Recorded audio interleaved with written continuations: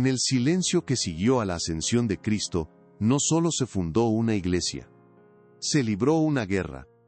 Una guerra sin espadas ni ejércitos, combatida en susurros y en los márgenes de los textos sagrados.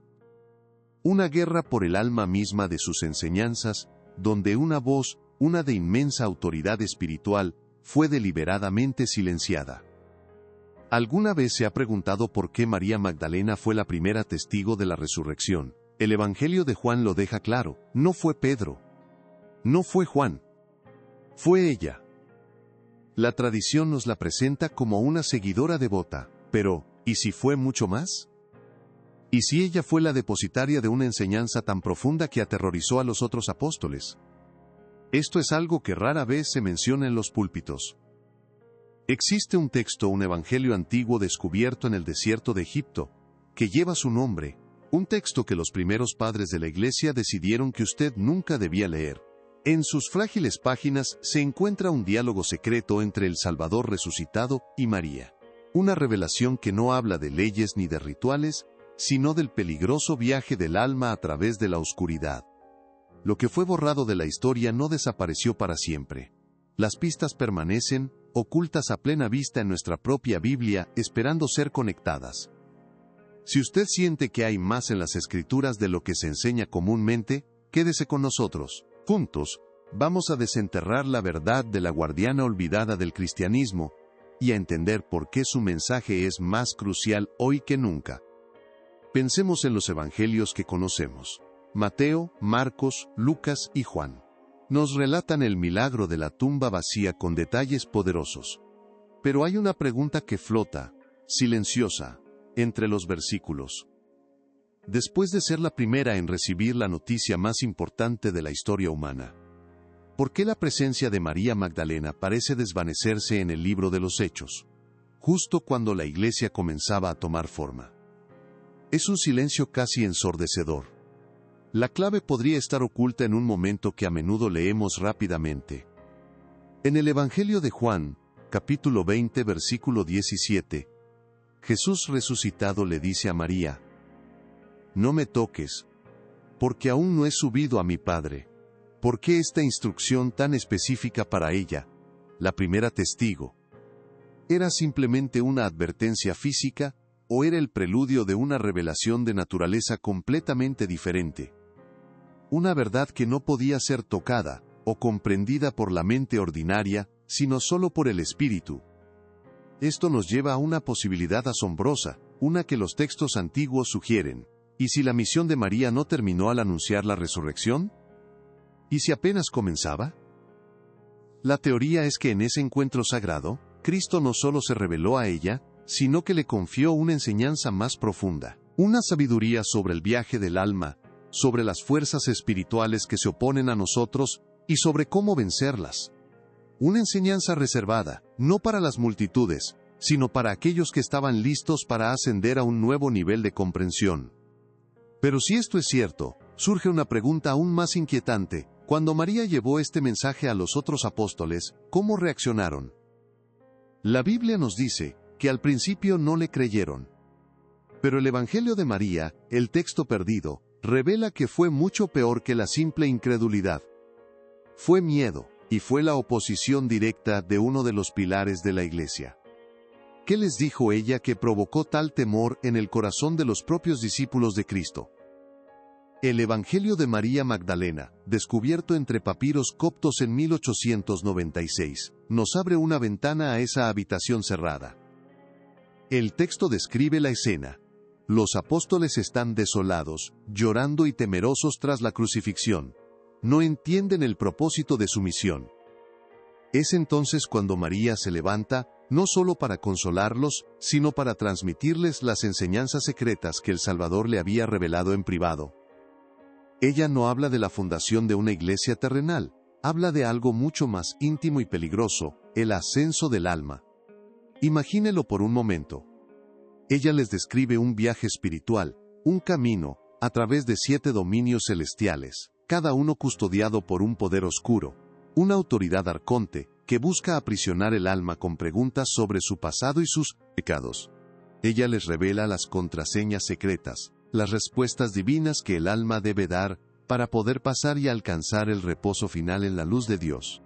Esta no era una parábola simple, era un mapa detallado del más allá, una guía de combate espiritual entregada por Cristo mismo. La reacción fue inmediata y hostil. El texto relata que el apóstol Andrés se levantó y dijo: «No creo que el Salvador haya dicho esto. Ciertamente, estas enseñanzas son extrañas». Pero fue Pedro quien mostró el verdadero temor.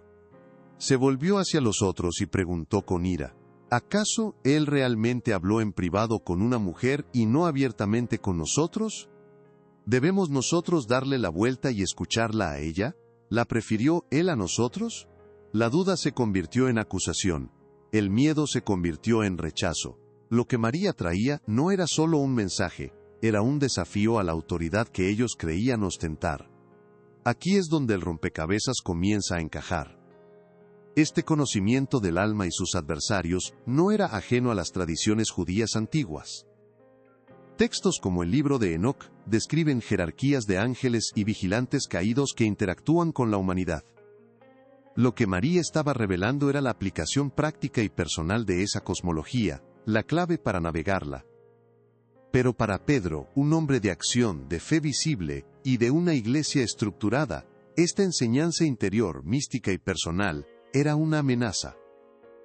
Una que ponía la revelación individual por encima de la autoridad apostólica, la semilla de un conflicto que definiría qué verdades serían predicadas y cuáles serían enterradas en el desierto. Así que la iglesia primitiva se encontró en una encrucijada. Ante ellos se extendían dos caminos, dos formas de llevar la luz de Cristo al mundo. Un camino, el de Pedro, era tangible, visible. Se trataba de construir una comunidad, establecer una doctrina, crear una estructura que pudiera resistir la persecución romana. Era el camino de la roca, firme y exterior. El otro, el de María Magdalena, era un sendero interior, un viaje a través de las sombras del alma para alcanzar la luz divina. No se trataba de construir muros, sino de abrir puertas internas. La decisión que se tomó en aquella habitación, impulsada por el miedo y la duda, determinó cuál de estos caminos se convertiría en la autopista de la fe, y cuál quedaría como un sendero casi borrado por el tiempo. Pero la oposición de Pedro no fue la última palabra en esa habitación. El Evangelio de María registra que otro apóstol, Leví, a quien muchos identifican con el evangelista Mateo, se levantó para defenderla. Se dirigió a Pedro directamente, diciendo: «Pedro, siempre has sido un exaltado. Ahora te veo contendiendo contra la mujer como si fueras un adversario. Si el Salvador la hizo digna, ¿quién eres tú en verdad para rechazarla?». Estas palabras, rescatadas del olvido, revelan que el conflicto no fue unánime. Hubo quienes entendieron la profundidad del mensaje de María. Hubo quienes vieron que la fe no era solo una cuestión de organización, sino de transformación personal y espiritual. Al elegir el camino de la estructura por encima del camino de la revelación interior, la Iglesia no solo silenció una voz, dejó de lado un mapa detallado del combate espiritual que cada creyente enfrenta. La enseñanza de María sobre los poderes que desafían el alma no era una fantasía gnóstica, era un manual de guerra espiritual, una guía para que cada persona pudiera navegar su propio viaje hacia Dios, armada con el conocimiento que Cristo le había confiado a ella. Al omitir esto, la fe corría el riesgo de volverse más sobre la obediencia a una autoridad externa que sobre el cultivo de una autoridad interna, guiada por el Espíritu Santo. El reino de Dios dentro de ti se convirtió en una idea, en lugar de una experiencia vivida. Y sin embargo, en todo esto, vemos la mano soberana de Dios. Quizás la iglesia primitiva, en su fragilidad, necesitaba la estructura de Pedro para sobrevivir. Quizás el mundo no estaba preparado para una enseñanza tan personal y profunda, pero el plan de Dios no puede ser frustrado por las decisiones de los hombres. Que estos textos hayan permanecido ocultos durante casi 2 milenios, solo para ser descubiertos en nuestra era, no es una coincidencia. Es una cita divina. Podría ser que Dios esté restaurando esta verdad olvidada ahora. Para una generación que anhela más que rituales, una generación que busca una fe que no solo salve su alma en el más allá, sino que la transforme radicalmente aquí y ahora.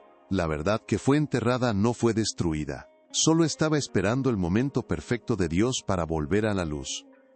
La historia que se nos ha contado es la de una iglesia unida, construida sobre la roca de Pedro y la fe de los apóstoles. Es una historia de orden, de doctrina y de una línea de autoridad clara. Pero en los márgenes de esa historia oficial, yace otra muy distinta. Una verdad oculta donde la revelación más profunda no fue entregada a quien empuñaba las llaves del reino, sino a quien esperó junto a la tumba vacía. El contraste es absoluto. Una fe de estructura contra una fe de experiencia. Una fe de obediencia externa contra una fe de iluminación interna. ¿Por qué se ocultó esta verdad? La respuesta es tan humana como peligrosa. El miedo al caos. El miedo a una fe que no se puede controlar desde un púlpito. La enseñanza de María Magdalena ponía el poder espiritual directamente en manos del creyente.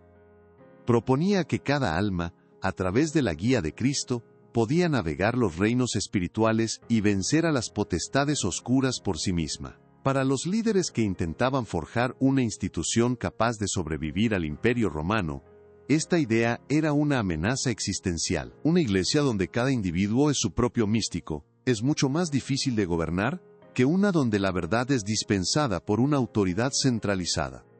Esta supresión no fue un accidente, fue una política deliberada. Hombres como Ireneo de Lyon, en el siglo II, dedicaron sus vidas a combatir lo que llamaron herejías, y en su lista estaban precisamente estos evangelios, que hablaban de un conocimiento secreto, o gnosis. Siglos después, en concilios eclesiásticos donde se debatía acaloradamente qué libros formarían la Biblia, se tomó una decisión en las sombras. Textos como el Evangelio de María fueron etiquetados como apócrifos, no aptos para la fe. Se decidió que usted solo debía conocer una parte de la historia, la parte más segura, la parte más controlable. Así, la verdad no fue simplemente olvidada, fue activamente enterrada. La guardiana de una enseñanza vital fue redefinida, su imagen alterada para encajar en una narrativa más simple, menos desafiante. Pero al silenciar su voz, no solo silenciaron a una mujer, silenciaron una dimensión entera de la fe cristiana. Se deshicieron de un manual de guerra espiritual, dejando a generaciones de creyentes con un entendimiento incompleto de los enemigos que enfrentan y las herramientas divinas que poseen. La pregunta que debemos hacernos es, ¿qué perdimos exactamente cuando su evangelio fue borrado de la historia? Lo que perdimos fue un mapa del campo de batalla espiritual, un manual de instrucciones para el alma. Cuando el apóstol Pablo, años más tarde, escribió en Efesios sobre nuestra lucha, no contra sangre y carne, sino contra principados, contra potestades, contra los gobernadores de las tinieblas de este siglo, él no estaba hablando en metáforas. Estaba describiendo la misma realidad que María Magdalena había revelado. La pregunta es, ¿cómo sabía ella los detalles de esta guerra con tanta precisión? Pero esa no es la revelación más impactante. El Evangelio perdido de María no solo nombra a los adversarios del alma, explica su estrategia. Revela que estas potestades no tienen poder por sí mismas. Su única arma es nuestra propia historia, nuestros errores, nuestras culpas, nuestros apegos. Cada poder oscuro que el alma encuentra en su ascenso, la interroga sobre sus pecados pasados, intentando usar el peso de la memoria para arrastrarla de vuelta a la oscuridad. El conocimiento que Cristo le dio a María era la clave para responder a estas acusaciones, para desarmar el pasado y dejarlo sin poder. Piénselo. Esto transforma por completo nuestra comprensión del pecado y el perdón. No se trata solo de ser perdonado por una autoridad externa, sino de alcanzar un estado de pureza espiritual interior tan completo que el pasado ya no tiene dominio sobre nosotros. Si este viaje a través de los secretos de la fe le está abriendo los ojos, considere suscribirse para no perderse la pieza final de este rompecabezas. Porque lo que viene a continuación conecta este conocimiento perdido con las propias palabras de Jesús en los evangelios canónicos. Y todavía hay algo que casi nadie se atreve a decir. La enseñanza de María implicaba que el juicio no es un evento único después de la muerte, sino una serie de pruebas que el alma enfrenta en su viaje de regreso a Dios. Y para cada prueba Cristo le dio una respuesta específica, una contraseña divina. Esto nos lleva a la pregunta más profunda y peligrosa de todas. ¿Cuál era la respuesta final? ¿Cuál era la verdad última que, una vez pronunciada por el alma, silenciaba a todos sus acusadores para siempre y le abría las puertas a la presencia de Dios? Aquí es donde la revelación de María Magdalena se une, de manera perfecta y asombrosa, con el corazón del Evangelio que ya conocemos. Este conocimiento oculto no fue diseñado para reemplazar la fe, sino para completarla. No anula la gracia, revela cómo la gracia nos arma para la batalla. La cruz de Cristo no fue solo el pago por nuestros pecados, fue la declaración de guerra y la victoria definitiva sobre esas mismas potestades que buscan detener nuestra alma. Entienda esto. El plan de Dios nunca fue que fuéramos pasajeros pasivos en nuestro propio viaje espiritual. Nos creó para ser participantes activos guerreros de la luz. La enseñanza que Cristo le confió a María era el manual de entrenamiento para esa guerra interior. Nos muestra que la salvación no es solo un destino al que llegamos, sino un camino que recorremos, un ascenso que conquistamos, armados con la autoridad que Cristo nos otorgó. No somos simplemente ovejas indefensas, somos hijos del Rey, dotados de su poder para vencer. Por eso, esta verdad fue considerada tan peligrosa. No contradice la fe en Cristo, la profundiza a un nivel radicalmente personal. Transforma la fe de ser un conjunto de creencias a ser una experiencia vivida de poder y liberación. La Iglesia, en su estructura, nos dio el arca para sobrevivir al diluvio del mundo. Pero el mensaje de María nos da el mapa para navegar las aguas turbulentas dentro de nuestra propia alma y reclamar el reino que, como Jesús dijo, está dentro de nosotros. Así que la revelación central, la respuesta que el alma debe dar para silenciar a sus acusadores, no puede ser una simple palabra mágica o un ritual secreto. Eso sería contrario a todo lo que Cristo enseñó. La respuesta final tiene que ser la verdad más fundamental del universo. Una verdad que no se aprende, sino que se recuerda. Una verdad sobre quiénes éramos antes de que el mundo nos dijera quiénes somos, y a quién pertenecemos realmente. Y esa verdad ha estado escondida a plena vista en las propias palabras de Jesús. La respuesta final, la verdad que desarma a toda oscuridad, no es una fórmula secreta, es una declaración de identidad.